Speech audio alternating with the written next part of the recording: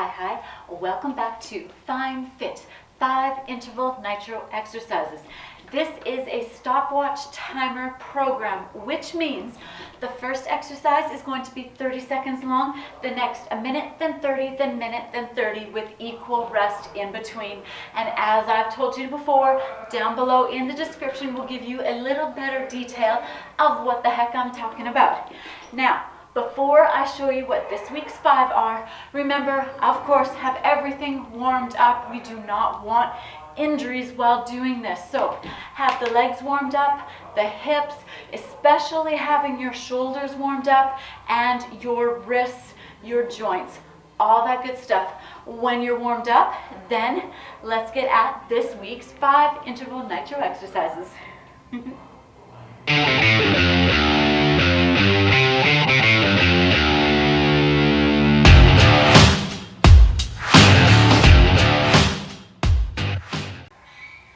All right, we begin with exercise number 1 being high chopper crunches.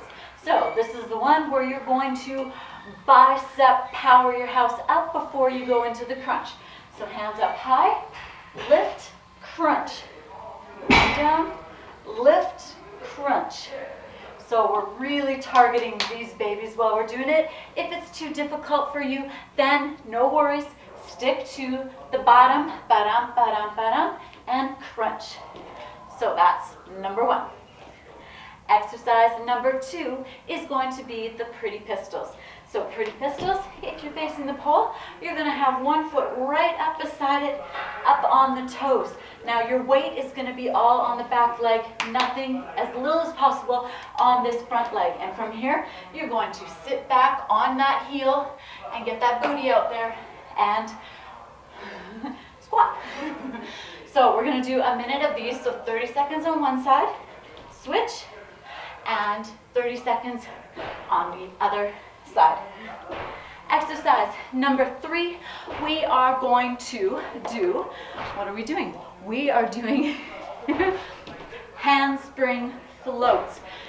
So if you've never done handsprings before, then have a shot at it. Just really make sure the shoulders are engaged when you're doing this, and go slow. If you've done this before, then I really want you to concentrate on that top hand pulling while the bottom one pushes to really get that float and really start building those shoulder muscles. So what this looks like is we're going to get into the twisted grip. So hand comes back of the hand against the pole. Now you're going to wrap around while this hand is finger pointed down like this. From here, the high hand is also the same foot that's going to lift. So we're going to lift. All right. So these are floats. And I'm really pulling with this top hand, pushing with the bottom. So the other side, hand comes down here, back of the hand against the pole, and notice how I bend forward to get this hand wrapped around and hooked on. From here, I'm going to up. So really try and slow the motion down. And that will really work your shoulders and the top of the back. Whoosh. Exercise number 4 on the floor. So on the floor, we are going to pike. Then we're going to do 3 hip lifts and then an extended chopper crunch. What it looks like is pike. Now lift 3 times.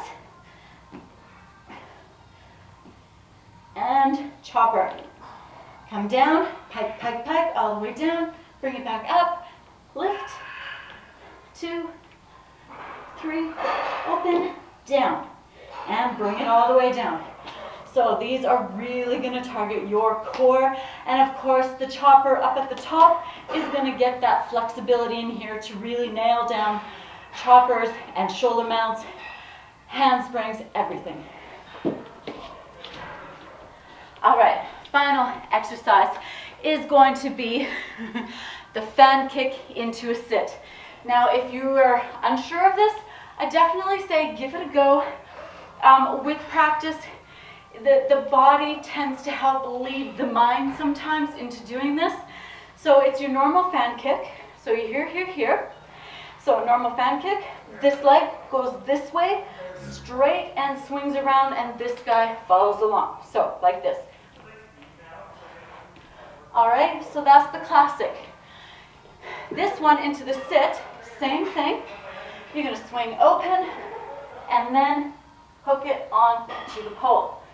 Come down. So a little faster motion. I go up, up, and hook. All right, other side. Up, up, and hook. And of course you can add extra spin like I just did there. And that is for 30 seconds. And that is this week's 5.